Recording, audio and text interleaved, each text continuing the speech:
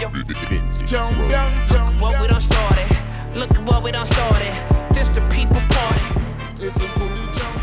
1, 2, 3, and the place to be is the BKMC, the MCEO, the Little Lebowski Urban Achiever, Talib Kweli, the host of the world's best podcast, People's Party, and as always and as usual, I have my beautiful and lovely and talented co-host, Jasmin Leigh, in the place to be. What's up, Jasmin? How you feeling? Thank you. No applause. Keep the applause. I was doing great, but I checked my phone right before we were about to start, and my mom's trolling me on my Instagram post, so, you know. What is she trolling you about? I posted a reel, and it was like, am I the drama? I don't think I'm the drama. And she was like, you definitely are. So, oh, you were asking for that? Well, she's not usually on Instagram, but when she is, she decides to troll me. Well, shout out to Jasmine's moms. And before we start today, I would like to shout out our sponsor, UPROXX. Today we have on sale these wonderful UPROXX snifters. Is that what you call it? A snifter? It's a snifter. Available on the UPROXX site. We don't usually do ads on People's Party, but today we're doing an UPROXX ad for the wonderful here. You can get, it goes good with cognacs, rums, whiskeys, all types of... Is it cognacs or cognacs? Cognacs. Cognacs, okay. Cognacs. It's good for yak, whiskey, whatever. No, fuck that. We're not doing no ads on People's Party. That's not what we do here. No, it's the party. Shout out to UPROXX, though, and the whole UPROXX staff and crew. Today's guest that we're going to have, today's going to be a fun People's Party because today's guest is what Anthony Bourdain, rest in peace, has called an enthusiast. For almost 30 years, he's been a prominent, highly respected voice and face in the world of action sports, working for outlets like Vice, Nat Geo, NBC, World Surf League, ESPN, all types of shit. He does that and a lot more. This man is a documentarian, an actor, an author, a singer, an entrepreneur, and an activist. He is a vital, important leader in the Black surf movement. We're going to talk about that. An outspoken voice for Black folks across all board sports. He has a new brand, Mami Wata, which is so fly. We're going to discuss that too. You're going to see it popping up all over the place. If that's not enough to keep him busy, he is the man behind Stoked Mentoring. He is giving us the Lunchbox Fund, the Skate Park Project, and always represents for the Surfrider Foundation. His band, Alekesam, dropped 4 records, including The Sound of Alekesam, All Is Forgiven, Vagabond, Soundproof Heart. You've heard this music in House of Lies, Entourage, other things. For many people, he is the face of the X Games. He is certainly a great reason to watch the X Games, particularly for people of color, or he's been that. Inertia magazine called him a generational voice. We're going to take it a step further and call him one of the all-time sports broadcasting GOATs. But for all of this work, the man at heart, I feel like, is a snowboarder, fresh off of broadcasting the Tokyo Olympics. Ladies and gentlemen, give it up for the Bob Costas of action sports, Selema Masekela. Yo. What's up, bro? What's good, man? How you feeling? I'm great now that I can retire after that illest intro ever. That's definitely the one to retire on, right? Wow. If you would have told me 22 years ago, 23 years ago, when I was listening to Black on Both Sides, that I would be sitting, that you would be speaking that way about me, and I would be sitting in this chair, I would have laughed at anybody who said that. As an out-of-body experience, man. I'm really humbled to be here. I appreciate you coming here. I'm happy to be doing this with UPROXX because Jared Meyer's here. He is founder of Raucous Records, which put out Black on Both Sides, and the founder of UPROXX, which we're here today. So we're doing, this is like Raucous, but in the podcast space. It's dope. You know what I'm saying? Yeah. And we got Alyasha here, who we interviewed this morning. Yo. And I want to say thank you This is like, this is your life. This is your life. This is your life. Who else we got? But that's crazy because that's definitely an inspiration for the show. This is your life. I'm glad you're old enough to remember this like I am. This is your life. We're men of a certain age. Yes, we are men of a certain age. We are mature like fine wine. So this show is like, this is your life. Or cognac. Cognacs. Plural. Fine cognacs. Plural. All types of yaks. Gil Noble, like it is. Ooh. Smooth, right? That's Bermucci nice. brought us that. What is that, Bermucci? Now, see, now this is Drink Champs. This is ridiculous. Yeah, Nori's gonna be like, This is ridiculous. where's my money? We do compare notes on podcasts. It's dope. So shout out to Nori. I'm gonna send this clip to him. Cheers. Before we get started, Selema Writes. Do you know who this is? Selema Writes. Selema Writes. That's my cousin. That's your cousins. Yeah, that's my father's sister's son, who is an First incredible. Selema Writes. Yeah, he's an incredible rapper out of South Africa. Okay, this is how I ended up listening to his music. It's amazing. Selema Writes. Yeah. The reason why I ended up listening to his music is because you and I have such a connection. We know the same people. I'm like, we have to have known each other. We have to have met or been in a picture or something. Right. So I put in Selema and Talib, and Selema Writes came up. Right. And I'm like, yo, this nigga rap too? Yo! It's a Renaissance man. He's like Lorenz Tate and Love Jones. He do everything. But then I read his bio, and in his bio, he says that I'm one of his inspirations, which is why my name popped up when I Googled him. Wow. And then it said that his father was who his father is. And I'm like, yo, you have to know who this is. That's wild. You know what's really crazy is that when Selema was born, and my father told me that my aunt had named him Selema, I was salty because it was my grandfather's name. Right. And I was like, yes, I'm named after my grandfather. And then I was like, wait, what? I have a cousin named Selema? Mm-hmm. And then I remember the first time that he came over to visit from South Africa and he stayed with me and he just started spitting. And I was like, oh yeah, no, you could be Selema too. You actually might be the Selema. Yeah, he's amazing. I follow you on Instagram. I thoroughly Likewise. enjoy your Instagram. You have a lot of fun.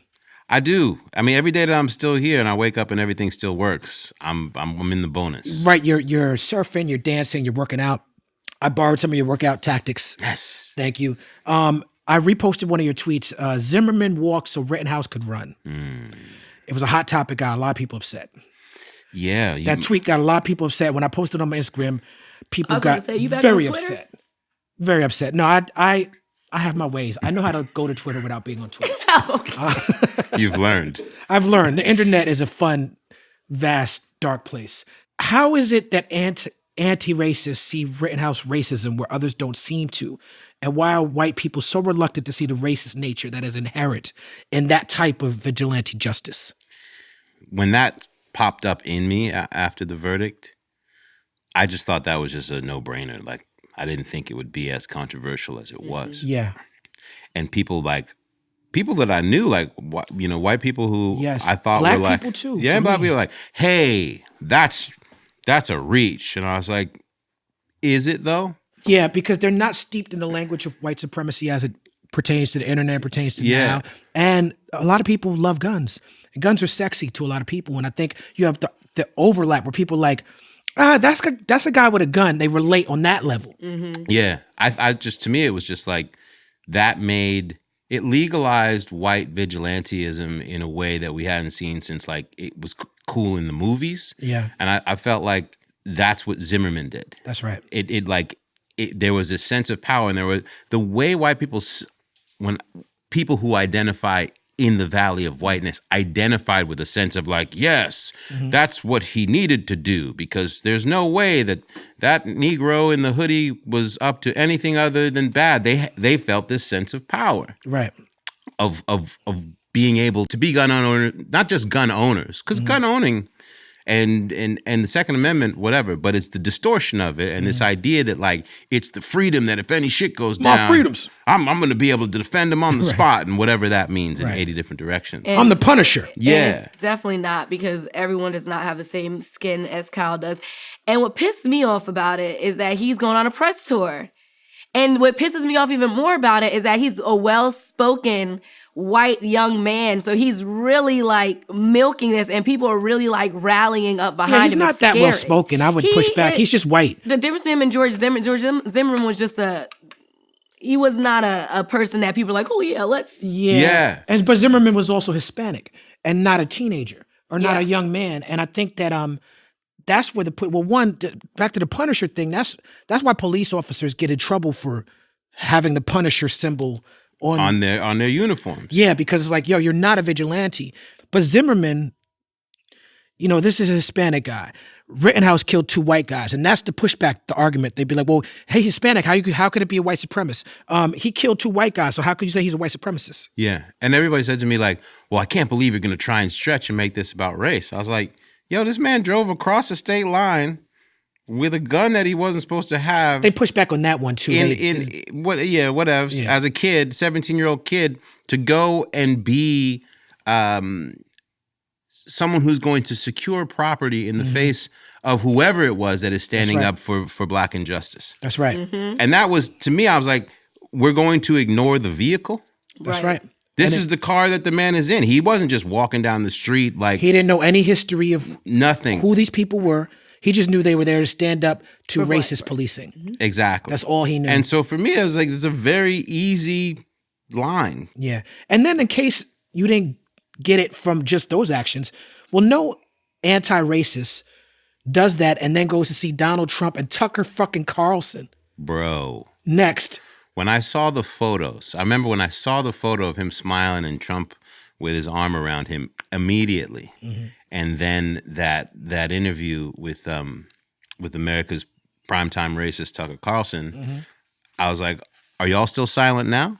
Do you not see the connection? And he's on every podcast on the world now. I saw him talking shit all about the QAnon podcasts. Yeah, talking shit about LeBron James the other day. I used to be a fan. I used to be a fan, and then he said those things about me. Well, too bad for him. What he said was "fuck you, LeBron." Right. That's what he said. Thank you for clarifying that. Yeah. Imagine being so racist that you have to be like, fuck you, LeBron. I'm like, yo, that means you can't watch Space Jam, nigga? Like, yeah. Like, what kind of world are you living in where you can't even watch Space Jam? That also means you're petrified. Yeah. That means you're petrified and you are whatever he is, 17, 18. Once the press and all that dies down and this young man has to like be in these streets, it will be very interesting to see how he navigates the world. Right, and your school like protested against you going there, like. Yeah. Yeah. You are the son of one of the most important musicians ever, not just one of the most important musicians out of South Africa, but just in the world. Hugh Masekela, he's tremendous impact on the entire world, globally famous, even among white people during apartheid. We share a connection in terms of Harry Belafonte was helpful to your father. And he's been helpful in my journey as an artist and an activist. He's been a great mentor.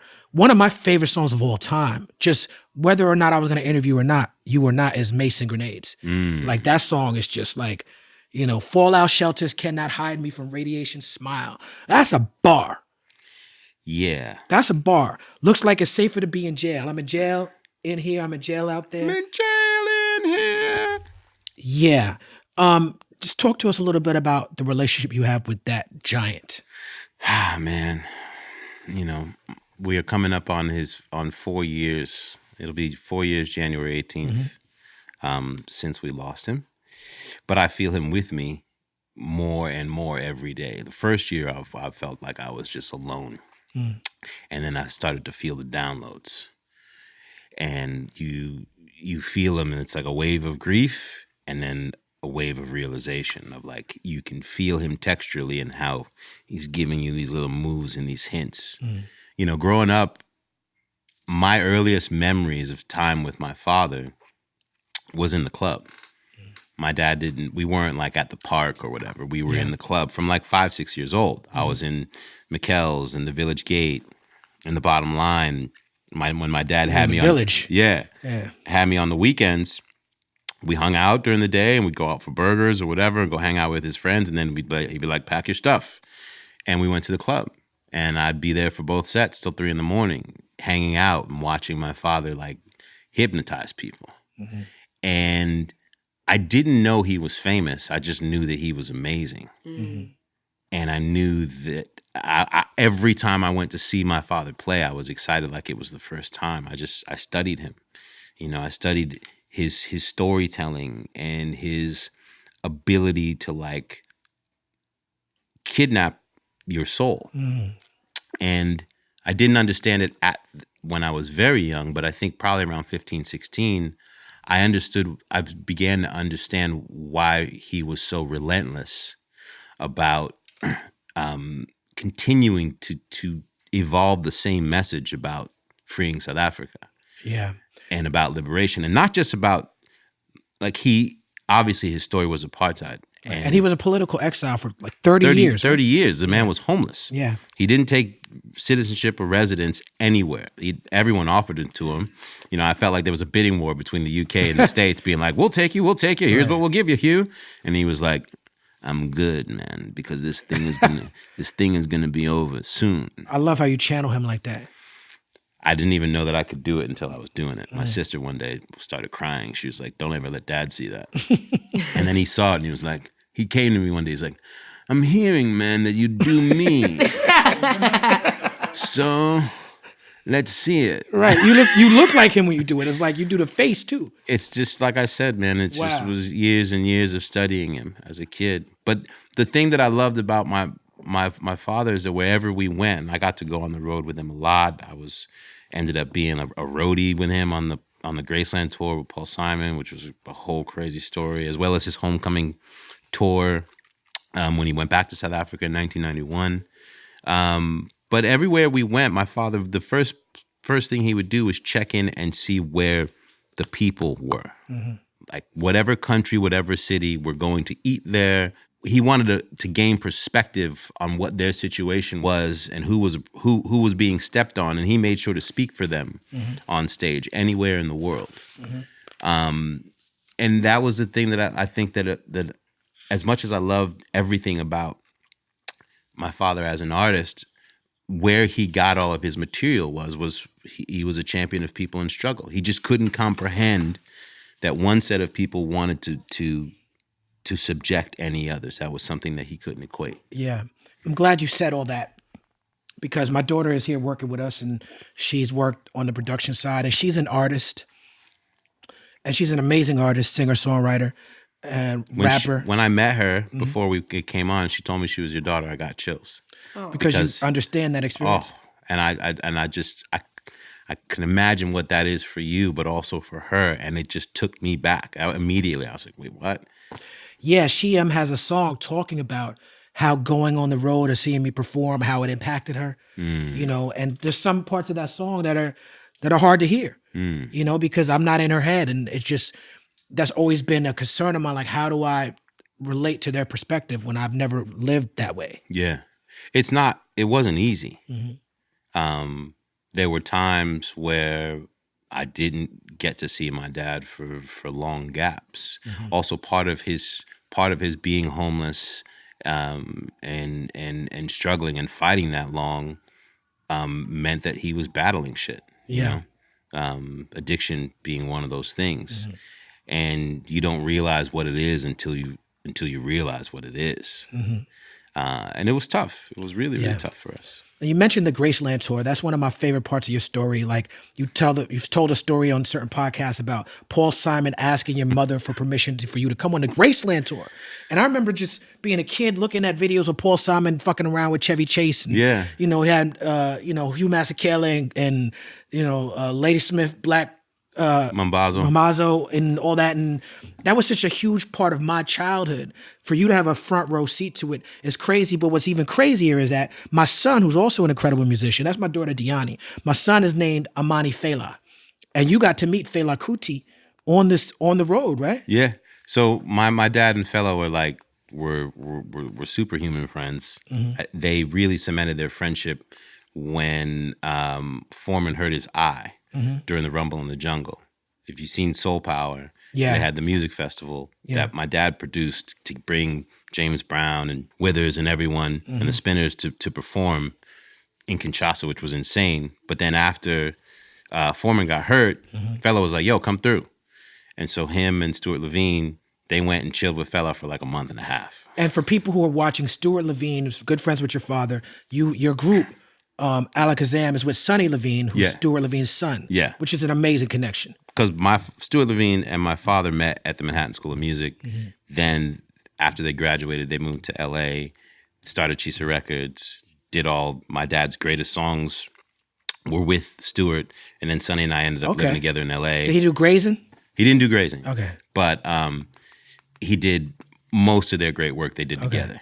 And then that led to Sunny and I living in LA together, almost carbon copy to what they were doing. And that's how I got into making. That's how I got into feeling like I even had a license to make music. Was living with Sunny, because I was musical growing up. When you grow up in the New York City public school system, the first thing you have an opportunity to do as a kid in the 70s was have an instrument in your hand. Play a recorder. Yeah. I did not play a recorder. It was a flute. Well, I did play recorder, but what the instrument? It was a flute. This is the thing. He's just being a hater because she swears that she was playing something other than a recorder. I know what it was. From 5th grade to my 12th year in high school. I mean, my 12th grade year. No, actually, until college, because I went the whole time. You were a master at the recorder. Ow.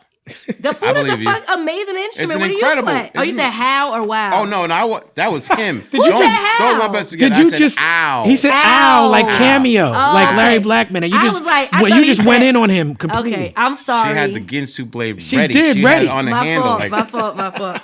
I get it. I played the clarinet. Nigga, what did you play? Oh, you know what they say about clarinets? What? They have deep throats. Hey. Whoa, pause. It's wood in their mouth. Not whatever, guys. We just all got a lot closer. My father was Why angry. is what I said worse than him saying I played a recorder? Ollie, I can see you.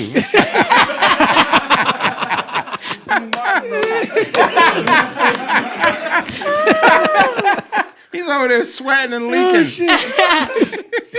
Anyway, you didn't get into music right away. No. Do you think this was like a certain reason for you thought that because of your privilege in music you needed to wait, or you didn't want to be handed things? All those things, not handed things. I mean, I played clarinet and saxophone in elementary school, junior high school. Competed in and around New York City in the Philharmonic. Like I could play, but then my teachers would always be like, "You're Hugh Masekela's son." The rumors would get around like, "That's Hugh Masekela's son," and I'd be like, it's not that serious. I just really enjoy playing here in the band. And after a while, it just, I don't know. My father was a titan. You're watching like these titan musicians. I knew that there was no half stepping. Mm-hmm. So it was like, don't go there, because I knew that I'd be eviscerated having that name. So when I fast forward came into, especially in the surfing, skateboarding, and snowboarding, it was like, oh, this is my music. Mm-hmm. But I always had the burn. Like I always felt like I had something to give. It's in your blood. Yeah, and so it was a real wrestling for a very, very, very long time. My favorite song of yours is "Brace Yourself." You listened? Oh yeah, I listened to everything. God. I listened to the Too Short song. Oh. Tribute to Roxanne Shante with Too Short on it. Yes. It's a masterstroke. Thank you. And that you knew that it was a tribute to Roxanne Shante. Oh, yeah. Of course. That's what it was. Yeah. I mean, as a kid growing up in my buildings, I just remember those Roxanne tapes blasting in the hallways and like us having these discussions of what it meant. Yeah, Bermucci, we need to get Roxanne Shante here, man. Oh, yes. I'll be here like holding a light or something. Yeah, man. And I want to ask so many questions because people, like the movie, anyone saw the Netflix I did. movie? I did. Right. Yeah. So I want to know how much of that is like. She said it was pretty accurate. She was a producer on it. Yeah. They had the scene with a young Nas. Nas had told that story in many interviews about how how the first time he met Shante, and they had that in the movie. It was dope. Yeah. Your mother is Haitian. Mm-hmm. All right, sac passe. Mm-hmm. I wanted to talk about the current political refugee situation in Haiti and our government's response or lack of response to this crisis, and get your feelings on it. Nothing new under the sun. Mm-hmm. That story continues to unfortunately recycle itself, and I'm always fascinated by the fact that like no matter how much hell Haiti catches, we do nothing. Like even internationally, it's like immediate aid, is everybody back and breathing again, and we're out. I mean the manner in which they also just like whatever group it might be that now we're in this climate of caravanning. I think it was the governor of Texas not too long ago who said that Africans had crossed the border as if they had swam from the continent. It's like it's all the same. Like I think my dad had an album called No Borders. Yeah. That was like literally about like the absurdity of the idea. Mm-hmm. And A Country Called Earth. Yes. Yeah. And I don't know what it's going to take, but it's heartbreaking. Word. So you were born in LA and raised in Staten Island and went to elementary school with Method Man. Yes. So what is your relationship with him like today? And have you ever been tempted to just spit a pure rap verse? I have one song where I it's spoken word, but it's the closest thing to spitting. I just knew that I liked to sing. When I was a kid, like in elementary school and junior high with meth, I was the kid on the lockers making beats. It's IS 161? PS 16 and IS 61. Okay. What does IS stand for? Inner school? Intermediate school. Oh, I'm from Long Island. We had names. So in Long Island, they called it junior high school. Yeah. Yes. But in the city, it was intermediate. Well, no. In my city, we went from kindergarten to 6th and then 7th and 12th. Ah, y'all were different. Yeah. We were 6th to 8th. The real way. Our schools had names. I don't even go any further than there. But anywho. To your question about meth, I mean, we were cool. We were close. We used to do this thing called the Panamanian Day Parade. Each year you dress up as respective countries, and he and I were Trinidad and Tobago together. Oh wow! And I actually I should have brought the photos, but I have the pictures of he and I. But then I didn't see him for a long time. But he was cool. He had it rough. Like his parents did not have much. He came to school, a lot of times dressed in the same clothes, and you could tell, and kids would give him shit, etc. But I just remember how cool he was and how funny he was. He was hilarious. Yeah. I didn't see him for years. I left Staten Island end of my 8th grade year and was living half in New England, half in New York with my dad in Harlem. And I moved to California, obviously. Fast forward, like after I graduated high school, I came home from work one day and I saw a video. Like my roommates were watching MTV and I saw there was a Wu video on. I was like, I know that dude. Wow. I was like, I know that guy. Yeah. They're like, no, you don't, bro. Bro. There's no way, dude. I was like, nah, that's Clifford Smith. Right. I know him. Not Clifford. And that was how I discovered Wu-Tang. You said on another podcast, I believe it was The Bomb Hole, which I thoroughly enjoyed listening to you on that. Because I went in. You went in. It's a 4-hour interview about snowboarding. It's like, these guys are amazing. I can't believe you listened. I did, because I didn't know everything that they brought to me about you was he's a broadcaster, ESPN, X Games, he's Hugh Masekela's son. But then when I found The Bomb Hole, I'm like, this guy's a fucking snowboarder. Like, that's what it is. And I found it interesting that had I not found that podcast, I would not have known that that's a huge part of what you do. Massive. I would have thought that you were just like Daily 10 guy. You know what I'm saying? Because that's the first time I saw you. Like, I remember I told Aliasha, I was like, because I was like, this guy, I was like, I remember seeing him on the Daily 10 and being like, oh, it's a black guy with dreads. That's cool. Yeah. And that was the extent of it. I didn't know how you were really a part of this community. And listening to that podcast, I was like, oh, okay, he's one of them. All this other shit is extra. Yeah. He's one of them. That's where I started. I wouldn't be, it's crazy how finding skateboarding, finding surfing and snowboarding, that gave me my vehicle that somehow led me into this place to find my voice as an entertainer. Yeah. Funny story about that Daily 10 era. I was at La Esquina one day. Oh, that's my spot. Bro, I was at La That's a good place to take a date in case you're ever to New York City. That man knows what he's talking about. La Esquina? So circa like 2009, 8, like popping La Esquina. I'm actually at the table. Shout out to DJ Talib. Yeah. He'll be DJing there sometimes. Yes. That's our peoples. Okay, yeah.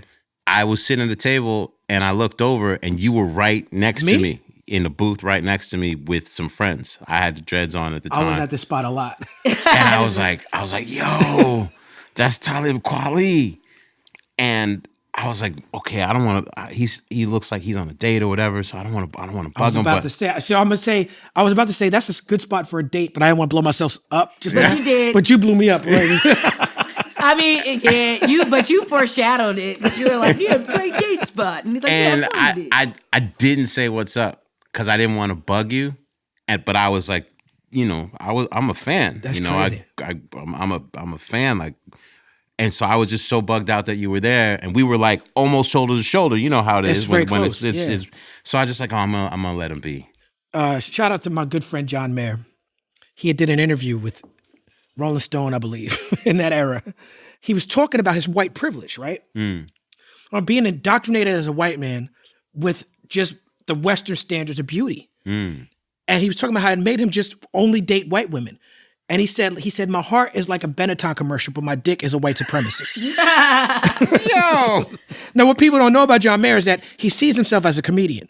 So he was telling a joke. Right. He was trying to be funny. Oh, I think I remember that. But seeing John Mayer in Rolling Stone with no context saying, yes, my dick is a white supremacist. I remember that blew up. People were very upset at him. And that day that happened, I went to La Esquina and they sat me next to John Mayer. No way. Yeah, and he was like, this is kind of how we became friends. He was like, yo, I'm sorry. Like, you ain't apologize to me. I thought this shit was hilarious. Right. I get it. Your dick is a white supremacist. You're checking your privilege, John. I understand. Right. It was too deep. But that's what was going on at La Esquina at that time. Yeah, man. That was a fun era. But anyway, yeah, that was the only time that I had an opportunity to say what's up until today. And I was about to say on the Bombhole podcast, you said that Method Man, you posted pictures of your class photo, and he asked you because you said his parents didn't have a lot. He asked you for the class photo. Yeah, so I had brought pictures when he had come to be on the Daily 10. We met for the first time when I was on MTV, doing my first big gig, and MTV was like, "You were gonna have Method Man and Redman be your co-host for skateboarding." I was like, "No way! I went to school with him." They're like, "That's amazing! Bring the pictures!" Right. And so he comes up. I think I told this story in the bomb hole, but he comes up, he's hoodie on, whatever, and they go to introduce me to him, and they're like, "Oh, this is Sal," and I was like, "Cliff, it's Selema." And he's Selema. Looked at me and just like, bah, big hug, etc. He's like, "Oh, you gotta hang with me. I meet my peoples," and I ended up in a van with him and Capadonna, Red, and DMX. He was fucking up the rotation. I fucked up the rotation. Yeah, I heard. Wow, so what you're saying is we just need Redman on this show now. We've had everyone else you just mentioned. Right. Yeah. Yeah, man. He was fucking up the rotation for DMX. And you can't be doing that. Yeah, can't be doing that. I said, "Yo, who's that? Who's fucking up the rotation?" I was like, "Ha ha!" I realized like, oh, I'm high as can humanly be. Yeah, man. But anyway, he came on the Daily 10 a few years later. I had him on. We had this great moment. I put up the pictures. Everyone's freaking out as they could see little kid us. And then afterwards, he sent me a note. He's like, "Can you send me those pictures?" Because like I didn't have school pictures. My parents didn't have money like that. And I was like, "Yeah, I got you." But which is crazy that you can't get school pictures if your parents don't have money. Like everything's a business. Everything. Yeah, those. What was it like between Jostin's rings? And the other ones. Oh, the senior rings? The ring company, and then whoever that company that was doing the school pictures. The chocolate bar, the candies. Yeah. Oh, I sold the fuck out of those chocolate bars. And then they would keep all the money and give you like a toy. No. We sold ours for like cheerleading and stuff like that. Ali was the guy who lied and said he lost them or someone beat him up. Oh, you stole it? No. I got beat up when they took my box. I ate the pecan. The caramel was the best one. Right. The one that's the turtle shit. Oh my God. Yeah. Now, when I was in high school, I used to go by TK because my name is Talib Kweli Green, and it was hard for people to pronounce. People got to know you as Sal. You changed your name to Selema essentially during the George Floyd Breonna Taylor protests. Yeah. Right? You told a story on that same podcast about the NBC executive coming to you. Yes, it was ESPN. Yeah, okay. Yeah. Sorry, NBC. I thought y'all were the racist. It turns out ESPN, y'all. It's not the first time. And that executive is not at ESPN any longer. But yeah, I mean, just talk to me about having this African name and what that means. Because I remember being in elementary school and teachers be like, "I'm not even going to attempt to pronounce that." Or teachers being like, saying it backwards like they were dyslexic, like Balat. Like, that's not what it says. What are you talking about? In New York, it was easy. because where I grew up, like everybody, I mean, it was Dominicans, Puerto Ricans, Russians, Eastern Europeans, everybody had a name. So there was no one was trying to really simplify. So Selema was like normal. You know, my man's was Yakim, and you know, everybody had a name. Right. When I moved to California, though, the first week when I told kids what my name was, they were like, "So what?" I was like, "Selema." And then a kid came to me, like maybe the second, third day of school. He's like, "Dude, we figured it out, bro. You're Sal."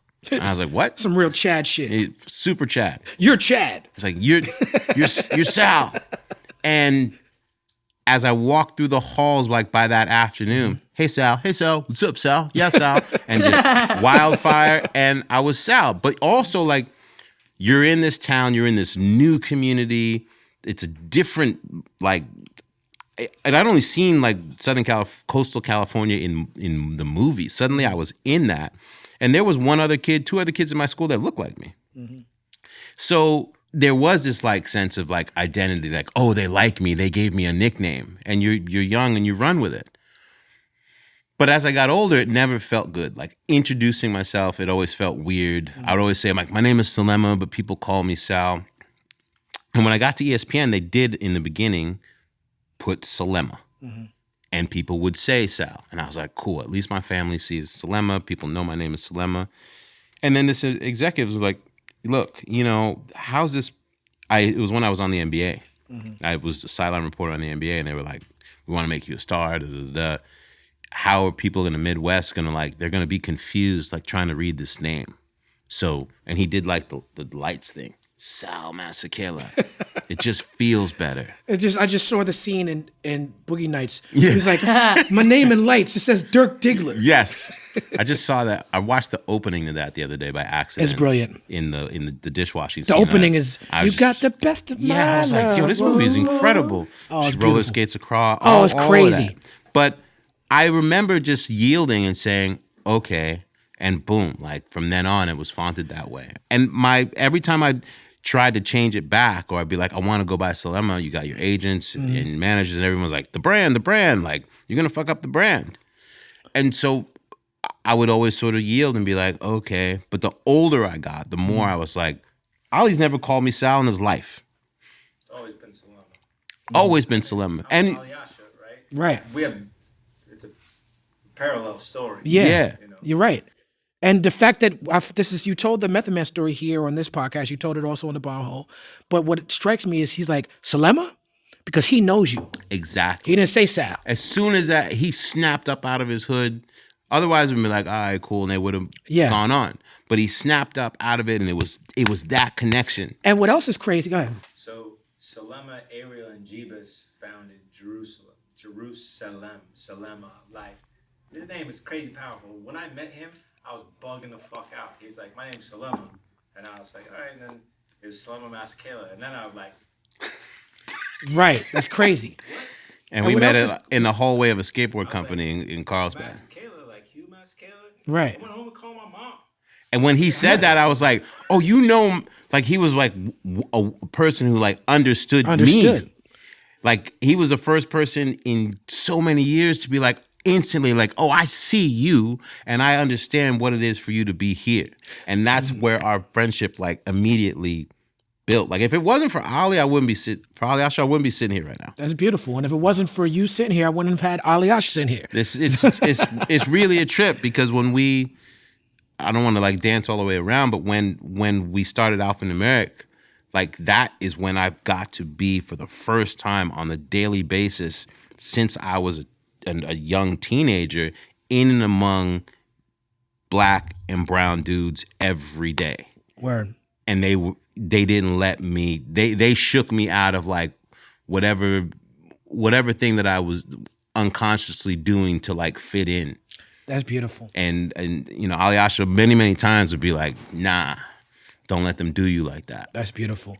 So anyway, last summer in 2020, I had been, like I said, I've been trying, and always like run up against this shit with my team. I just woke up one day after like the third week of all the madness of George Floyd. I remember popping up out of bed and being like, oh, it's a wrap. Called everybody. Like, this isn't a discussion. Yeah. All the socials, everything. because my thing is like, if they're going to kill us, if we are continue to be this like disposable, I'm not going to be easily digestible anymore. I feel that. And Bermucci, are you still here? Yeah, tell me if this is correct. Like Salvatore is a classic Italian name, right? But Italians weren't even white back in the day. They had to be inducted into whiteness. Right. They was looking at them like, no, you're Italian, you're not white. But like even the name Sal is a way to assimilate, right? For Italian people, right? Yeah, that's crazy. You moved to Carlsbad, California when you were a teen. Can you take us to the intersection of Carlsbad, Encinitas, and Oceanside? I had never heard of Carlsbad before until like a couple of months ago, and someone was like, "You have to go to Carlsbad." And I was like, "What the fuck is that?" I thought that they were just, I thought they were saying something incorrectly. But how was it for a Black kid in board sports treated at that time? It was crazy. So Carlsbad is sort of the center, and then Oceanside is to the north, and then just north of Oceanside is Camp Pendleton Marine Base. And as you have that long gap before you get into southern Orange County. And then just south of Carlsbad was Encinitas. So if I wanted to see Black people, in fact, after 4 or 5 months of living there, I learned, I can actually get a haircut in Oceanside. So that would be my trip to go and like, I found a Black barber. Because the first time very important for Black men to know where to get a haircut. Oh, and I made the mistake of like calling a place for my graduation haircut. My hair was messed up. They gave you the Paul Mitchell special. And I called the place. Bro, all the white guys laughed. It's literally what happened. The girl on the phone said, "Oh, I date Black guys. I got you." She gave you the the white chick who date Black guys haircut. It was. There's no haircut with the swoop. Yeah, I had the swoop and the dips and the divots. I cried. I was like, "Mom!"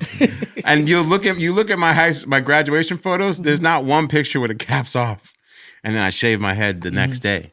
But it was strange. I mean, when I first started surfing, the kids literally were like, "You people don't even swim. What do you mean?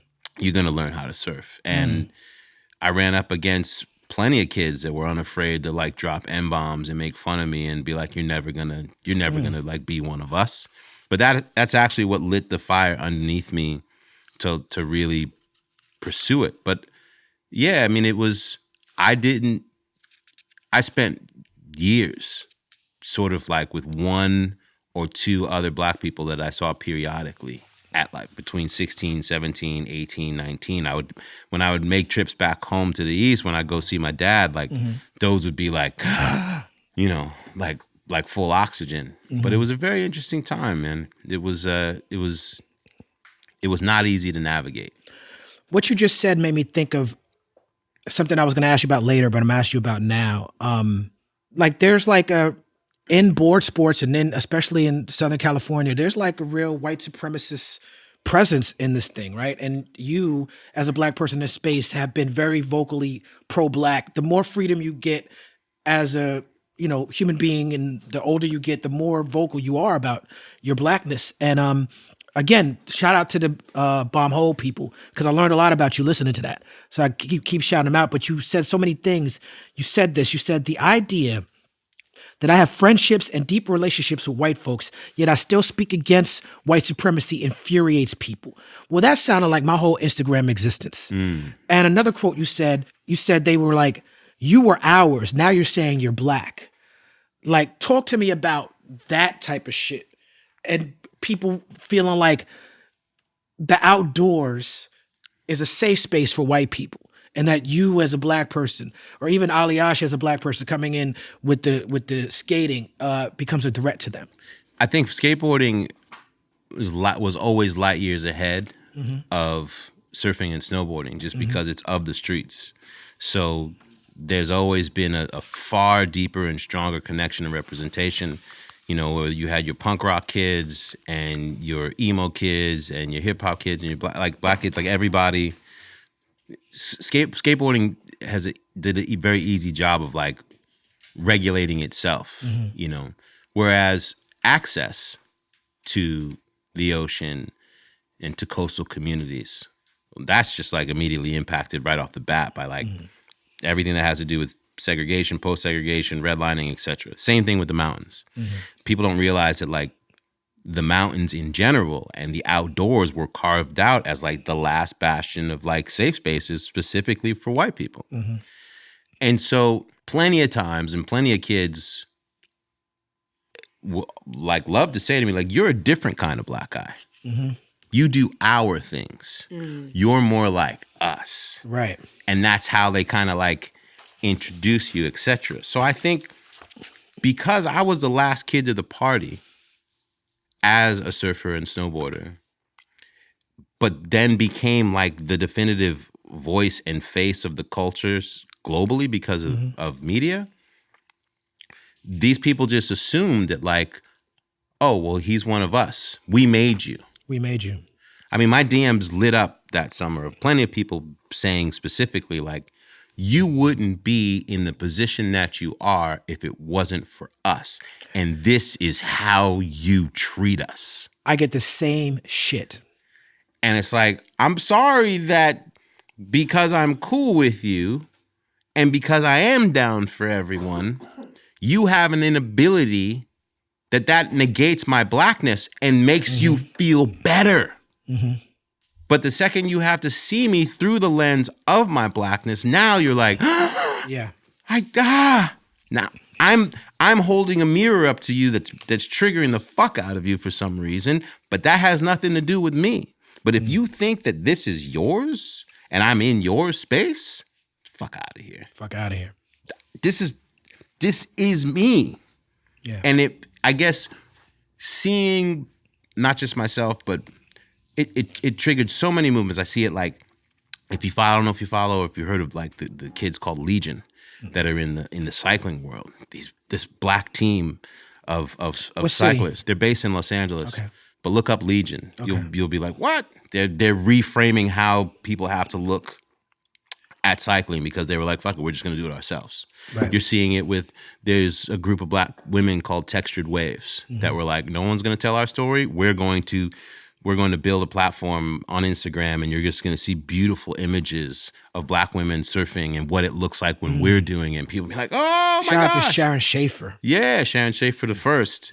And so us finding each other in these times and finding strength, and every time you meet another, a black person in these spaces, we all have the same stories of what we had to go through. Like mine is just the most visible. Yeah. And so I think I represented, unbeknownst to me, I represented some idea of like, well, at least we have him. You know what I mean? Yeah, I'm yeah. sure you felt very much the same. Like you being quote unquote conscious, right? Like, and your shows being filled with like all sorts of kids who like feel drawn to the thing. Yeah. And suddenly like you speaking out, they're like, but wait. It's social media. They were able to digest me song by song. Right. Now you're able to come to my page and see who I am as a human being. You're like, I don't want all that rest of that part. I just want the reps. Yeah, just be that part. Yeah. Give me the bars. Give me the bar. Shut up and sing. Shut up and dribble. It's all that. Exactly. Yeah. But, It's Kyle Rittenhouse. Fuck you, LeBron. It's all of that. It's all of that. Yeah. Yeah. One of my favorite movies of all time, I like silly shit, is Harold and Kumar Go to White Castle. Fucking hilarious. It's a great movie. And one of the best scenes in the movie is they're in the it's like 7-Eleven, and the dude gets on a kayak and he's like, extreme kayaking. And they throw the dude, and then the dude eats the Doritos, extreme Doritos. Yeah. And then there's a line that the character says, and he says, hey man, why don't you leave that guy alone and go jerk off to some snowboarding videos or something? That's what he says in the movie. Now, the scene is funny because of the whole what extreme became to the marketing machine. So talk to me about what snowboarding was like before the corporations got involved, and then that whole extreme thing. It's so interesting. Before the corporations got involved, the only people who cared about snowboarding or skateboarding were people who did it. People weren't going out to the store to like buy the shit to look the part because you might get snuffed. Right. And you know what I mean? To be like, give me that. You obviously don't do this. They call them kooks, right? Yeah. And so all the people who were putting together the events, whatever it was, we were DIYing everything. That's how I got on the mic. I only got on the mic because it's your friends that are putting together the contest or the demo. We're all taking turns on the mic. And one day I got on the mic emceeing and people were like, yo, he's mad funny. I make up bios about different skaters. If I didn't know who they were, just I would invent shit and they'd come over laughing like, yo, you're cool, da da da da. Right. And then that's how shit started happening. So when X Games first started happening, we were kind of freaked out because it wasn't called X Games, it was called Extreme Games. Extreme Games. Suddenly everything was extreme. Like, snap into Extreme Big Mac. Like, you know, like that's not us. Right. And all the commercials were just like, you're like, think of like the worst versions of how you saw hip hop represented. I understand, yeah. You know, especially there in the 80s and 90s when people were like, oh, rap. It was the worst version is when they had the commercials, the anti-drug commercials, and it would be a guy rapping, yeah, if you don't teach your kids about drugs, I'm going to teach them about drugs. Yeah. It's a guy in the playground. It was like a drug dealing rapper. Yeah. Don't smoke weed. It's a bad seed for your life. Right. Or like with the Sabrina the Teenage Witch rap. Have you ever seen this? No. And I Google love Sabrina the Teenage Witch rap. I was going to say, I feel pretty bad because I've been waiting to share this. And obviously, this is after corporate took over your amazing sport. But I actually loved snowboarding. And it was because of Brink on Disney Channel. Cool. And I also played Cool Boarders. Yeah. Those were all cool, though. What's Brink? It's like the fucking best movie ever. It's a snowboarding movie. Was it on extreme? The Disney Channel. It was extreme. It was extreme, and it had extreme drama, and it made me want to be a surfboarder. Yeah. Or not a surfboarder. A snowboarder. Right. I get that, but for us, we were possessive of the culture. We treated it like hip hop. Like, you know, it was precious. And every new trick was an extension of what someone else did. And so now we got to try and do this. Like the sessions together felt like very similar to what a cypher would be. The improv. That improv, you know what I mean? The jazz. And the jazz and the building on. The first time that my dad came to the X Games, I'll never forget, he said after sitting at the X Games next to the vert ramp, he was like, man, why didn't you tell me, man? It's jazz. It's jazz. Yeah. This is all jazz. It's music. No, I love it. But he got it right off the bat. So when I even got my opportunity at ESPN, I was at a contest in Colorado, and a guy came up to me in the bar and said, hey, I'm looking for you. I'm from ESPN. And I was very much like, the X Games suck. Here's all the reason why it sucked. He was like, well, we want you to come to Colorado and be a part of it. I was like, hell no. I came back to work to alphanumeric. I came to Aliyasha. We had our Monday meeting that morning. I was like, you guys will never believe what happened to me. This guy came to me and said they wanted me to be a part of the X Games. And Aliyasha was like, that's great. What did you tell him? I was like, I told him no. Told him that shit was whack. This dude went off on me. Because you can make it unwhack. Change it. That's literally what he said. Change it. Spooky sat by the door. Bang. And they had like an intervention with me in that moment. I literally walked in proud to tell my team that I told them no. And Aliyasha was like, no, you can change all of this. You have to say yes. They had just asked me to come and be a sideline reporter at snowboarding. Right. They didn't ask me to come work at ESPN and do all these other things. But when your brothers see you, know what you have to give and tell you, he spoke that moment of the bigger possibility in that moment. And when they called back, like it was that Wednesday, I said yes because of my brothers. Great friends. Right up. And that's how this whole thing even jumped off. But the reason why I said no was because of that. I was like, I can't be a part of this thing. You've like sullied and destroyed our thing. And, you know, to suddenly be like, oh, well, if I get in there, maybe I can make a difference. I didn't think that difference would end up being 13 years at ESPN and becoming the host and face of the thing. Right. Could have never known that. Yeah, man. First of all, I wanted to do corresponding, and I auditioned to do the LA Sparks, and I didn't get it. And I really thought I was going to get it. It was going to be the beginning of my corresponding career. But I'm here at People's Party, so amen to that. Yes, you are. While corresponding at the FIFA, FIFA World Cup, is it FIFA? It's FIFA. FIFA. Why do we? It's tomato. Is it not? Regional dialect, but it is okay, FIFA. so regional dialect. Hold on. I'm gonna get on the Wi-Fi and see if you're right. Yeah. Please tell me you're gonna ask Siri. Hey, I'm gonna ask Siri. Sarai. Okay. what is it? FIFA? It's FIFA. Isn't it soccer? It right? is. Who's watching that? Yes, you were commenting as soccer in South Africa. I've always thought you were the coolest, like watching you on the IG, and now I realize you are the coolest. Oh my God, thank you! I thought you were about to say, now I realize you're not the coolest. No, Oh my God. absolutely. It's not a lie. All right, so while corresponding for the FIFA World Cup in South Africa, you took your father back in the country after a 30-year exile. This was documented in the ESPN documentary series called Umlando, and that's what I was going to say. It's beautiful. What was it like seeing your father back home, walking in what used to be familiar grounds? Well, it was incredible.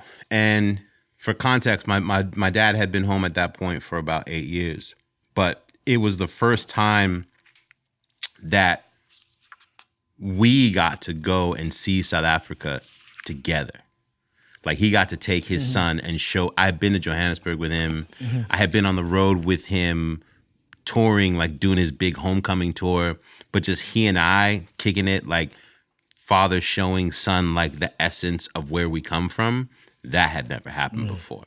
ESPN had come to me. I got a call from the president of ESPN, which never happened. Like, I was just an X Games guy.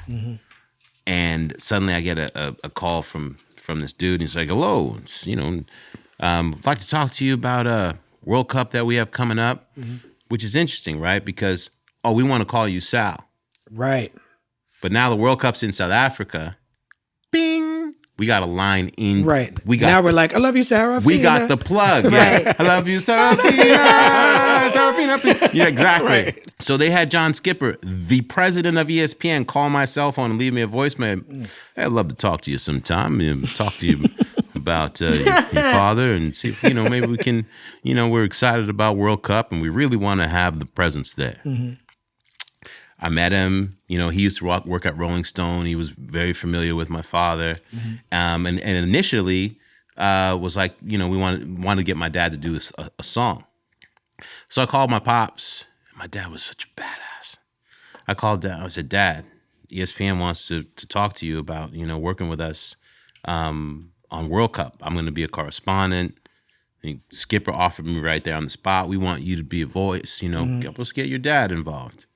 And my dad said, yeah, all right, well, you tell them that if we're going to do this thing, that they're going to pay for us to do a whole documentary, you and me. We're just going to drive through the country and show these people. That's fucking brilliant. What South Africa is. So that brilliant. When they're watching these games, the people who are watching these games are going to know where it is and who these people are and where it is taking place. You tell them that that's what we're going to do. I remember being on the phone, be like, okay, yeah, okay, Dad. And I called John Skipper up and I said, well, here's what my dad said. And they flew my dad here. We had dinner downtown LA. My dad brokered the deal, said, fuck the music, like, we're going in. And that's how we got to do that doc. We got Jonathan Hawk, who's one of the baddest documentarians in the world. His DP, Bradford, is like now one of the best black DPs. It was an out-of-body experience. Like, we just drove the country for 3 weeks, and my dad and I got to have the trip he and I never, ever could have dreamed of. That's so dope, man. Shout out to the Malcolm X grassroots movement, because they brought me to South Africa for the first time. I've been back many times since, but that first trip endeared me to that place. And it's one of my favorite places on the planet. It's special. Yeah. And I had been before, but to do it that way with him, we just laughed the whole time. My father called it a righteous heist. I watched it. I didn't watch it. I don't know if I watched it. Was all of it. I watched maybe three. Yeah, they were three interstitials. pieces. Yeah. I mean, some of it's on YouTube. Yeah. But it would air, my dad said it's going to air during the World Cup. You can't air it separately. He's like, I want pieces. People have to be forced to watch it. They're going to come away knowing something and being drawn to South Africa when this is over. Indeed. Now, one of the most powerful things you ever did was you had 100 black surfers get together and ride out. It was sparked by an incident that this surfer Brick had, right? Yeah. This was a beautiful... Keep an eye out for Brick, by the way. Yes. Badass producer. artist. He's got a record his album coming out in March, but he's special. Okay. Now, what was interesting is I heard you talking about it, and you said there were rumors that Proud Boys might show up. That was interesting to me. That was a different event. Oh, okay. There was 2 different events. So the first one was we did a paddle out in Encinitas, my old hometown, like 2 weeks after George Floyd and all, and the madness. And that one, I had got invited down by the women from Textured Waves. They called me and they said, we're doing this, these black women, and we want you to come and speak. And this is like my old stomping grounds. Okay. That was also like the first time I'd really driven out of LA during lockdown, and suddenly like going to do this paddle out. For context, a paddle out is a ceremony that usually happens when a surfer dies. You paddle out on your board, you form a circle, and you celebrate their spirit. And we said, like, we're going to do a paddle out for George. And I didn't know what to expect. You know, I thought maybe 50, 60 people would come in my old town that is beyond the call of predominantly white. And at that event, somewhere around 2,000 people showed up. That's crazy. And parents came with their kids, and they had their surfboards painted with all of the names, not just of Breonna Taylor and George Floyd, but like all the names going all the way back of black men and women who had died at the hands of the police. And the whole beach was covered. And when we paddled out, there was well over 1,000 people in the water for that one. That was the one that sort of like went. We had no expectations for it, but we just, you just had a feeling we got to do something, Right. and do something in the space that is yours. Right. Like I think one of the powerful things that we'll see when we look back at George Floyd is how his death became this black light to expose any and all spaces where it was understood and allowed for there to be active exclusion. And if there was no diversity and inclusion in your space, and things were being run by the same old good old boys club, people finally were like, no, we're talking about it. And we're doing something about it. And suddenly we're having this conversation within surfing. Fast forward a year later, and Brick and his homeboy Gage, they're in Manhattan Beach surfing. You have incidents sometimes in the water where like... Oh, so that's Manhattan Beach. That's closer up here. Yeah, right-of-way situation. And instead of being like, oh, my bad or whatever, this dude decided to drop M-bombs on these kids.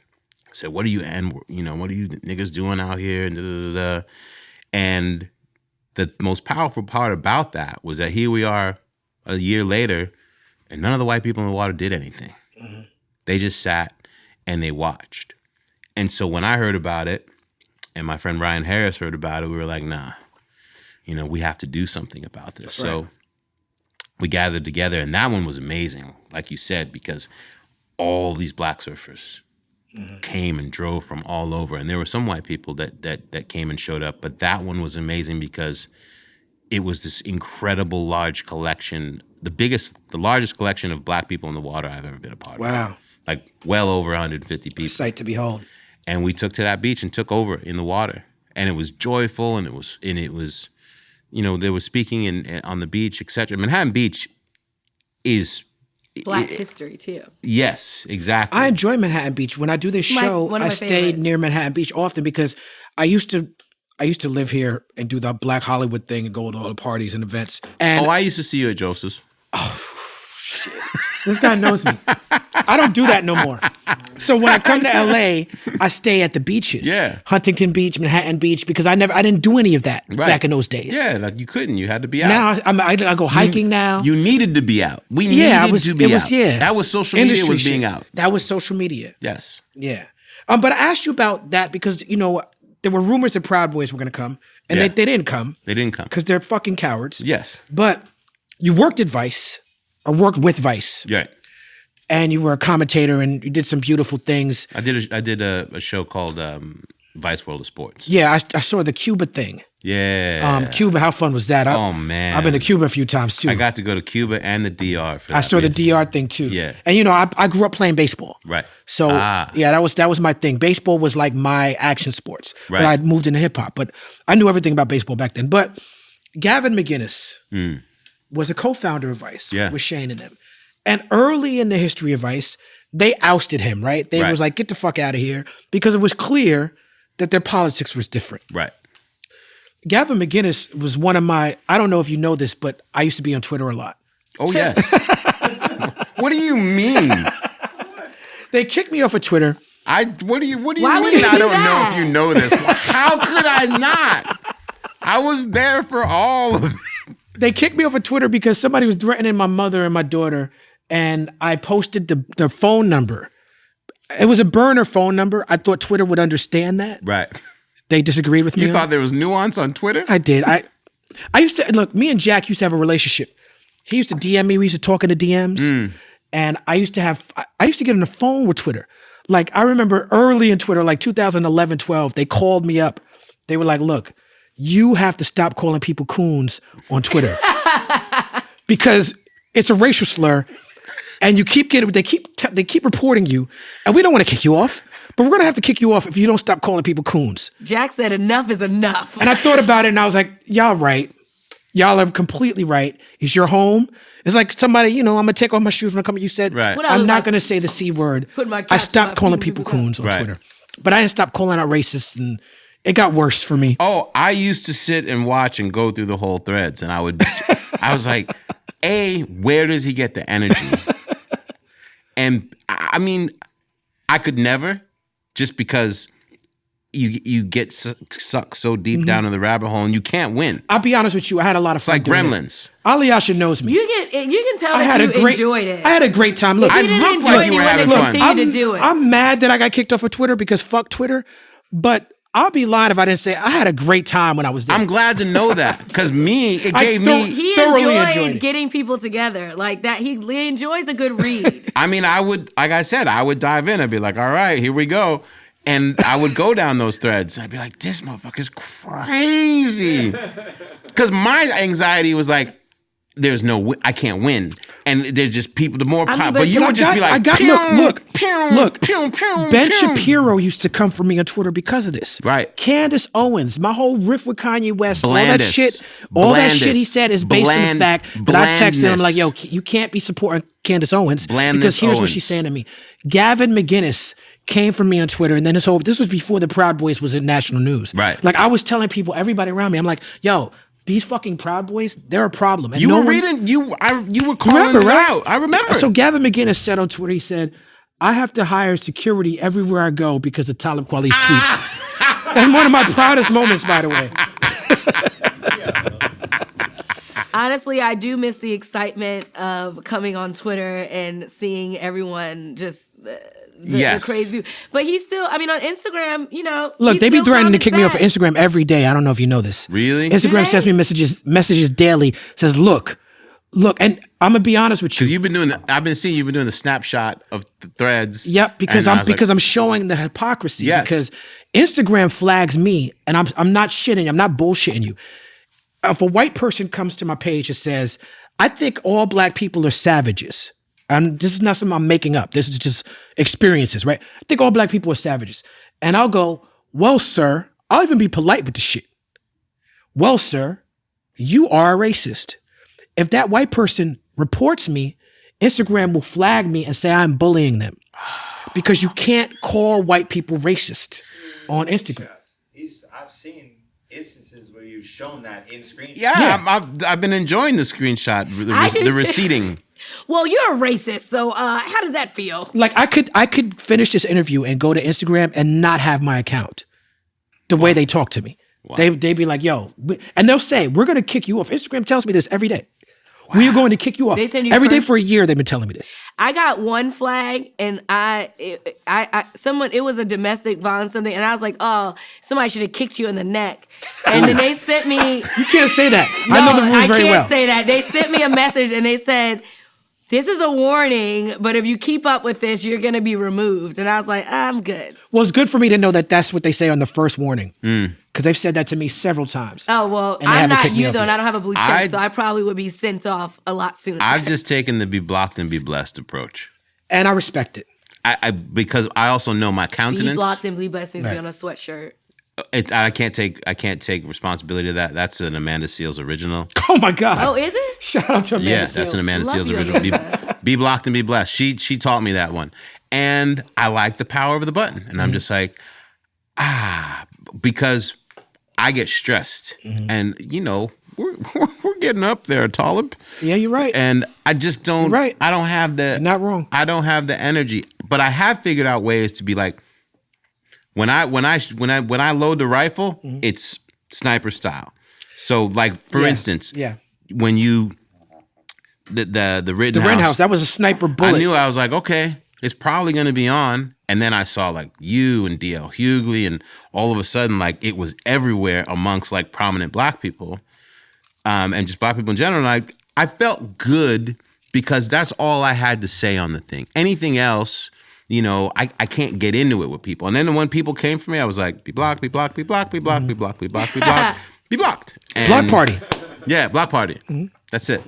Were you DJing the block party, Tommy? I will DJ your block party. And shout out to D.L. Hughley because I follow his lead when it comes to things I need to pay attention to. Yes. D.L. Hughley is on. They say I'm on the Instagram a lot. This nigga, I don't even know how he's doing it and still being D.L. Hughley. That's when I was like, wait, how in the world did D.L. Hughley get to me? And I was like, I'm not going to complain. D.L. Hughley is Snoop Job. Snoop Job. Snoop Job. Snoop Job. Shout out to the snifter, Snoop Job. That's a Snoop. That's a Snoop. I need a. That's because Snoop has taken all of the jobs. That's why you said Snoop Snoop Job. Job. He's taken all the D.L. jobs. Hughley and Snoop Dogg have made Instagram their job. Snoop Job. And when I turn on the television and see Snoop Dogg on every other commercial, a just fucking get toast just Corona? bags. Bags. Coronas. I'm like, go ahead. I mean, but guess that's what Libras do. Have you read his cookbook? He has a cookbook. He has a cookbook that has a recipe Thank you for so much. a fried ham Gianni, sandwich. ladies and No. gentlemen. Yeah. He has a cookbook that has his favorite cereals listed. I swear to God. I shit you not. I did his I did his GGN news. I did too. That shit Was that the one when they fun. had the news women? Yeah, the Yeah. weather The girl weather is, women? yeah. Oh is yeah, in the I bathing remember suit. that.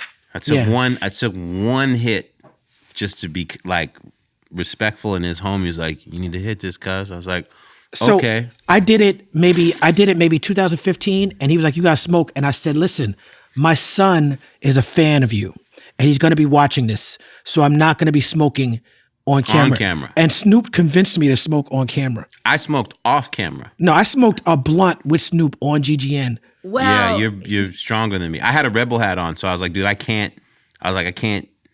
do it on camera. But when I tell you that whatever was in that thing connected with my cannabinoids, my Android This shit cannabinoids, right here. this shit right here. The whole time I was like, hold on, nigga, hold on. well, Hold on. it's so many times I feel left out on this show, but I too smoked with the Snoop Dogg. And it was at what the fuck is his name? Odie Beckham. It was at his birthday. Odell Beckham? Odell Beckham. Would you say O.D. Beckham? I'm drunk. I'm a little tipsy right now. Odell Beckham. This is officially Drink Champs. You're EFN now. Okay, shout out to EFN. I was on this podcast. At the end of the day, I had to smoke because of the incident. This Whatever. is the late show. This is the late show. The point is, this is what happens on the third interview. This is the late show. Right. So I respect it. in 2017, you started a clothing brand, Mami Wata. Yes. Pronounced correctly. Mami Wata. Mami Wata. Mother Just say Africa. it. Mother Mami Ocean. Wata. Yes. Yes. Like you're I from said South it correctly? Africa. Yes. SA. All right, perfect. How's it? Which brings the concept of African wearability to the very white world of surf, fashion, and streetwear. Yes. This year, you guys started bringing designs to the U.S. And what is your main mission, and what made you want to take this on? So, when my father was sick the second time, I was going back and forth to South Africa like once a month for his treatment for about 7 or 8 months. I was just like back and forth to South Africa, you know, trying to like run shit here and keep your head in your right space, but also like be there to advocate for him with my sister. And I had a friend in South Africa who knew that I was very much a surfer, and she's an incredible footwear designer named Maria McCloy. If you ever want to get like the dopest, flyest sneakers handmade out of South Africa, Maria McCloy. She said, there are these guys in Cape Town that had just started this little brand called Mami Wata. You need to meet them. And they were doing this thing out of a little storefront in Cape Town. And I was so blown away at the idea of a brand that could tell a story of surf lifestyle, but through a completely African lens. Mm-hmm. All the brands that I grew up with were strictly like Southern California or Australian driven, all blonde hair, blue eyed. Zach Morris. Yeah, there was nothing that said like Africa about surfing. And here's the largest continent in the world with more surfable coastline than anywhere. Mm-hmm. I met those dudes. I flew to Cape Town. I met him, brought me in, made me a co-founder, and we started the work to bring it and make it global. We just launched here in the States about a month ago. But the goal is to sort of reframe the conversation, to expand the lens or the definition of what surf culture looks like. Yes, I would like it in my life for people to be like, oh, that's cool that you happen to be blonde-haired and blue-eyed, but that doesn't make you a surfer. You know what I mean? The earliest recorded documentation of surfing, story of surfing, takes place in Ghana in the late 1640s. Well, I did not know that. You know, on the ships being like stories of Africans navigating waves in boats and on boards. That's not to take anything away from what was taking place in the Polynesian islands, etc. Like, yes, and come on, improv. It's an indigenous thing. Exactly. But I do notice that you have some of I brought some your line right now. If you want to bring it on here. But yeah, it's being able, because now in Senegal, I should have brought you a book. We did a book called Afro Surf. Kickstarter was crazy. Yeah, the Kickstarter was nuts. And you're gonna do a travel show too, right? I'm presently actively pitching the book to Ed McMahon? Yay. Ed McMahon of WWE. But yeah, we're pitching to everybody right now. That's not even Ed McMahon, that's SNL Ed McMahon. I'm trying to get my Bourdain on and show people Africa, but all of it, music, fashion, food, etc., through this unlikely lens of surfing. Of surfing? Yes, of surfing.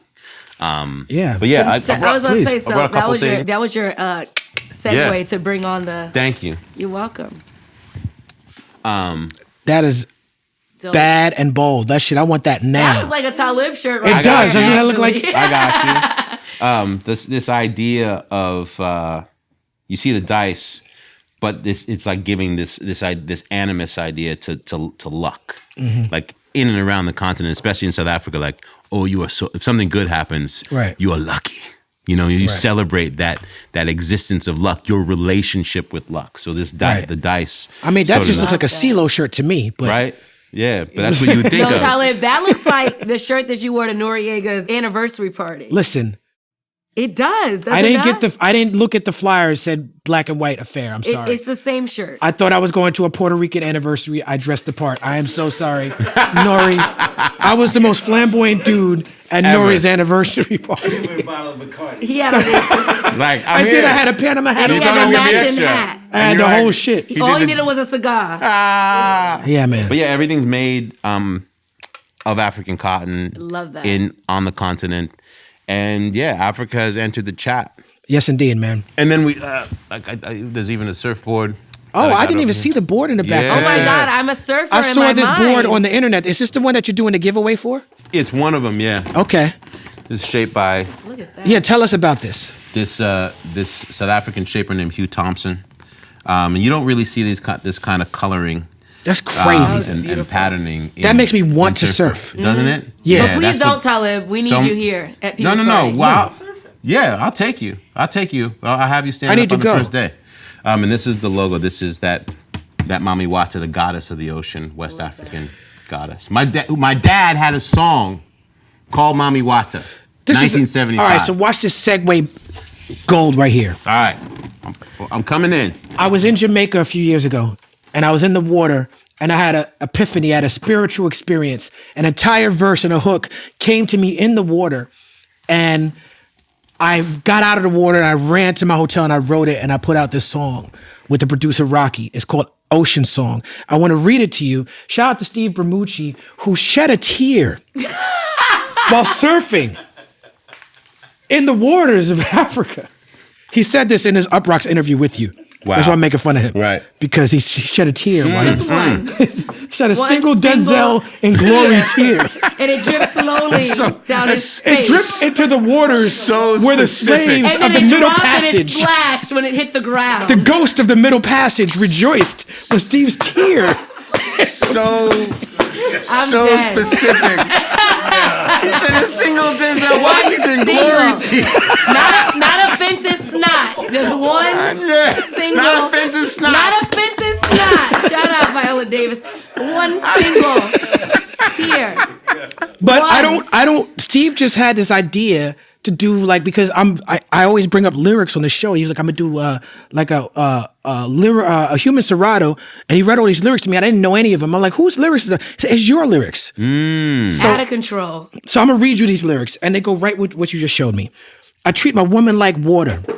I play with her emotions, got her floating. That's until I got her salty like the ocean. She engrossing. She full of mysteries and revelations. It's ironic. Sea level is the highest elevation. She be moving with the moon, cause she's lunar. She's in tune with the universe. She bloom like bearded irises in June. She make me swoon. If you're not careful, she will suck you in. You pirating, looking for that booty, but the treasure you discover is the mothership. Marry for the love of it. You wondering why you need a license from the government. She the pool you jumping in. The neighbors covered in the earth 3/4 water. That's the length you want her covered in. She bugging when I'm gone. I'm coming back when I get off the tour.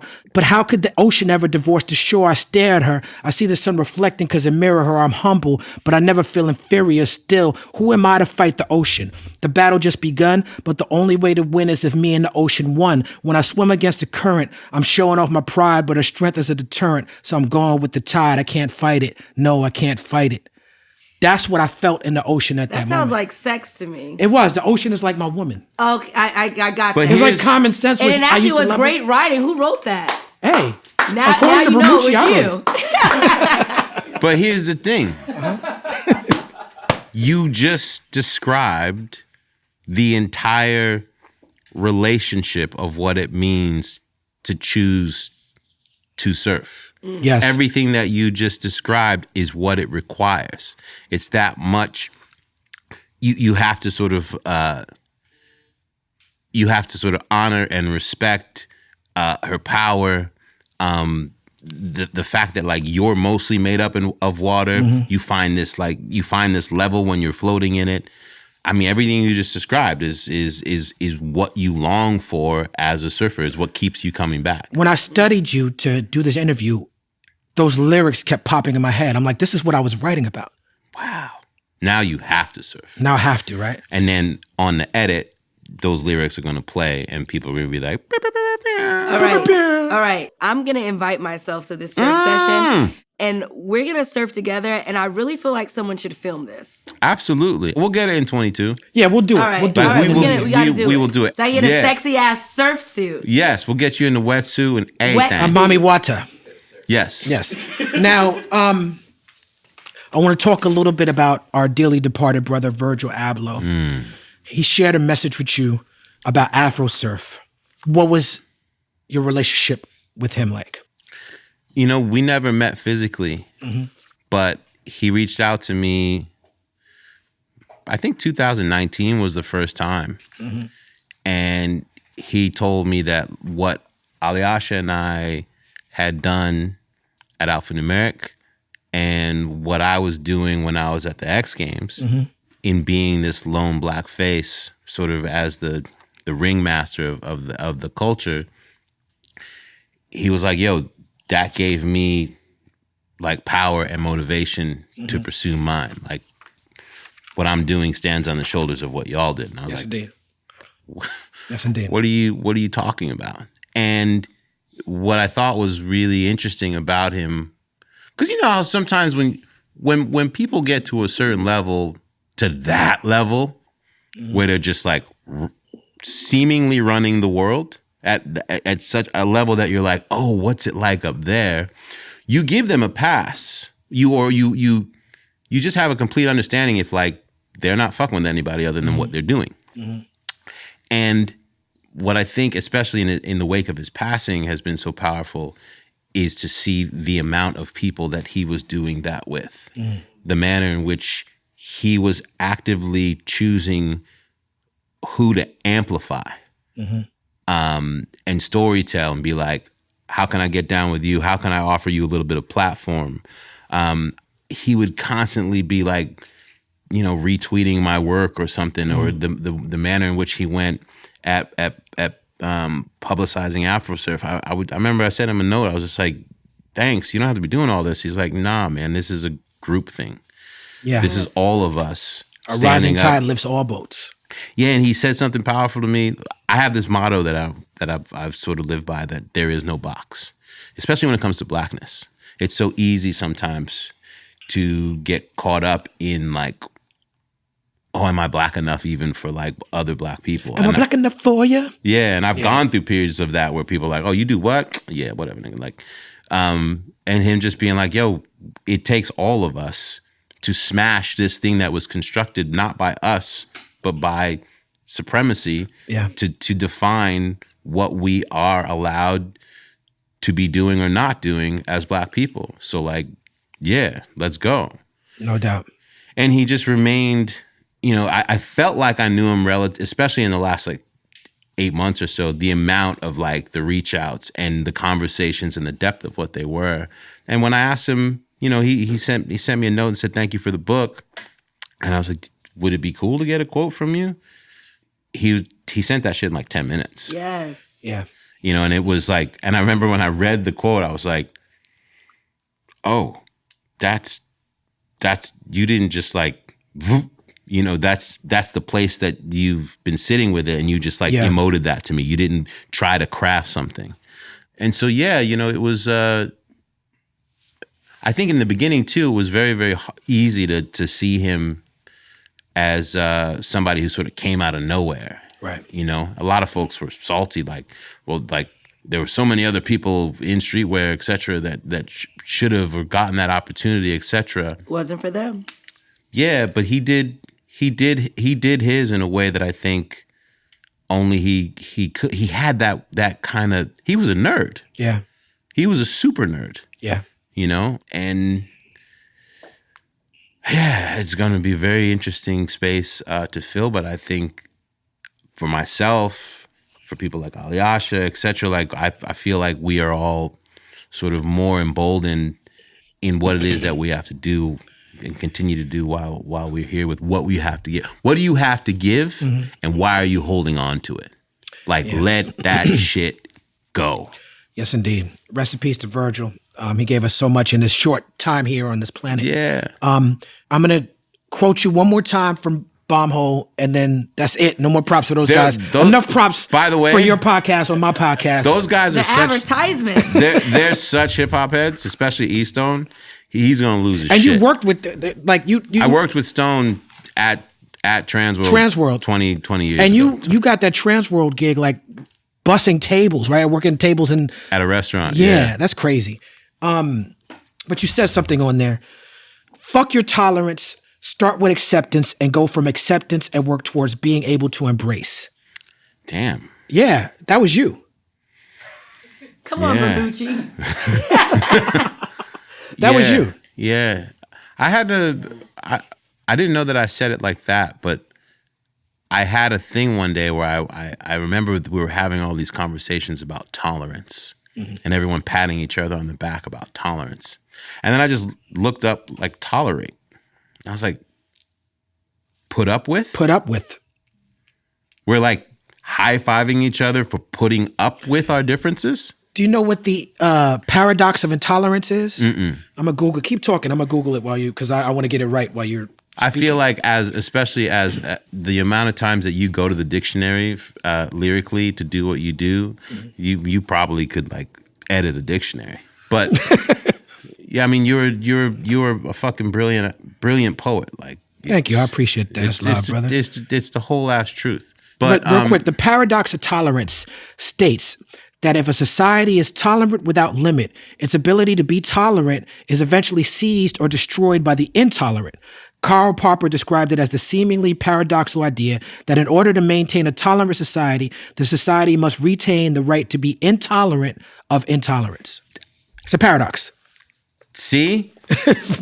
Fuck your tolerance. Fuck your tolerance. Right. I would never be able to be that eloquent about it, but yeah, that's my version of what you just said. Yeah. And yeah, it's a cop-out to get from past tolerance to acceptance, because even acceptance is like, all right, now I'm wholly acknowledging we should all be working towards the hard part of like, how do I embrace you? Yes. How do I get to the point where I can hold enough space to hold you and hold what you are and make you feel seen? That's what I'm looking for in my journey. I grew up, while I did have this like incredibly worldly father, I also grew up in a very conservative household with my mother and stepfather, where religiously I was told that like anybody who didn't think like us morally and in a view of God was going to die. So I had to like really work hard once I stepped out of that to get and learn how to get to tolerance, acceptance, and embracing. And it's just such an easier place to be. It makes, we're all racing towards the same stop sign. I do not care who you are, how much money, or what faith you're putting in what's happening after your transition. We are all racing to the same stop sign. How would you like to get there? And how would you like people to feel along the way? Yes. That's right. That's it. That's it. You have another great quote. I find joy in trying to work at chipping away at my fear armor. What exactly is fear armor, and why should we all work towards chipping it away at it? Wow. Turns out you're very prolific and deep. Man, I can't sit at a piece of paper and make these things happen. I mean, I can. It's organic. It's organic. If a loop is playing and I'm locked in a studio, yeah, but it's a wrestling match for me. So this is humbling to hear this said back to me from a place of people feeling it. But fear armor, I believe, is what is an armor that we are gaining every day as we walk through society.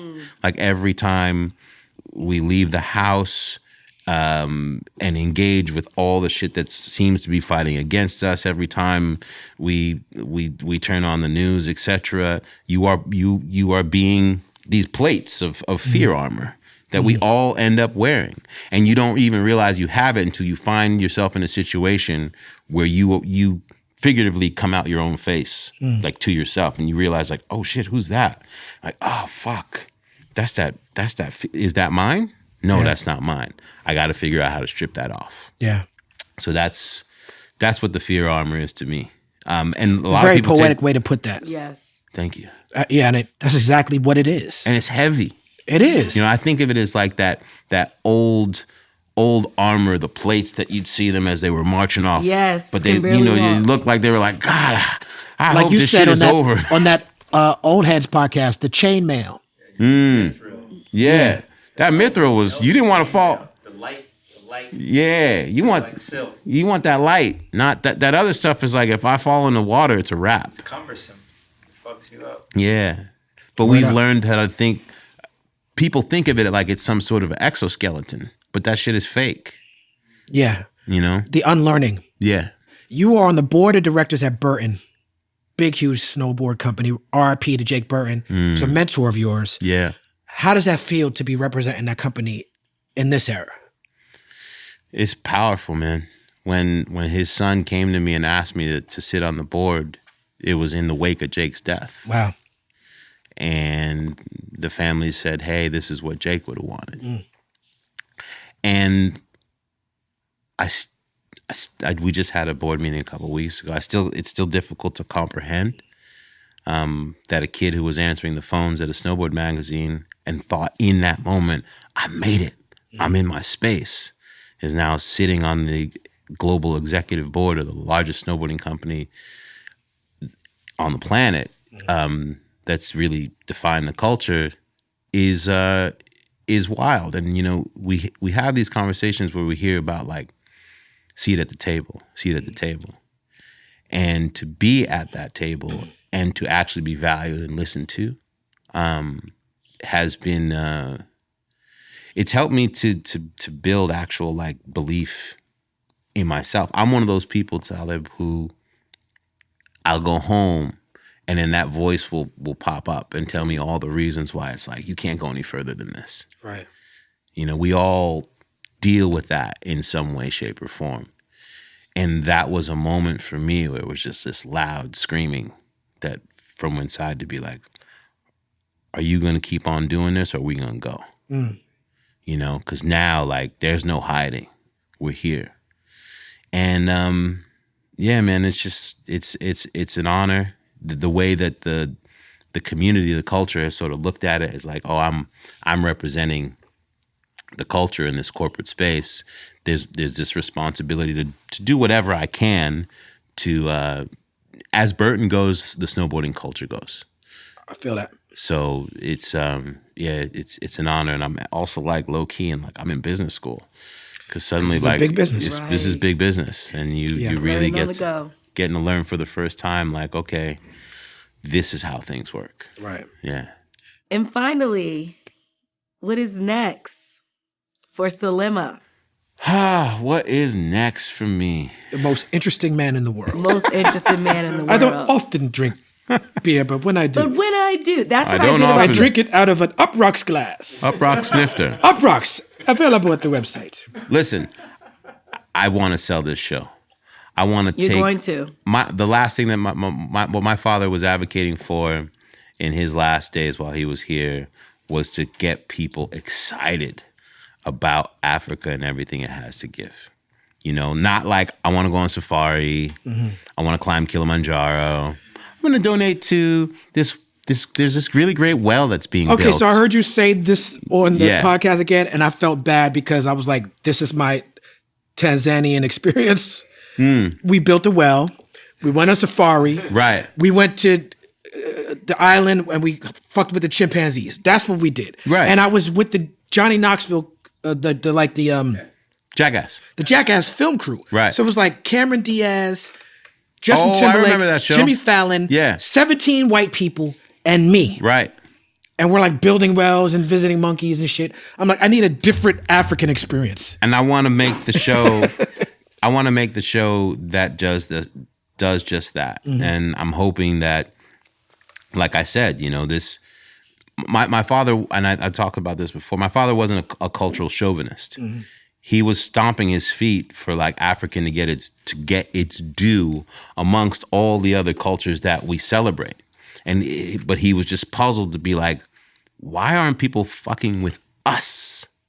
And why is it that Western culture is pumped into Africa in a way that Africans feel like I have to have some sort of Western cred to how I walk first, and then I'm an African. I have to change everything about myself. Exactly, which I've seen, you know, take place amongst this next generation in South Africa and other places, but now it's starting to be reversed. You know, especially now as like the music is making its way here, and the fashion, etc. You know, it doesn't hurt that even an imaginary world like Wakanda like made people realize like, oh, all that shit's real? Yeah, it's in Atlanta. Yeah, that's so that's my goal, you know.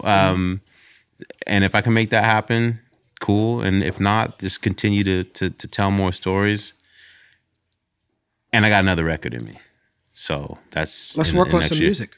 Bro, yeah, let's. Come out of retirement on some beats. Come on, make some beats. Let's go. I've just been let's go. I need like something that you would give like Money Boss players though. Yeah, I need that real authentic. Man, it's been so beautiful to have you. The People's Party is proud to have Selema Masekela. Cheers, Thank you, B.